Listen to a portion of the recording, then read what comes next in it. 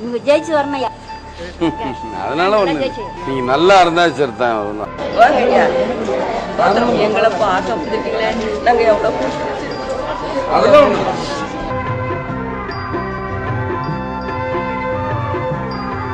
வணக்கம்.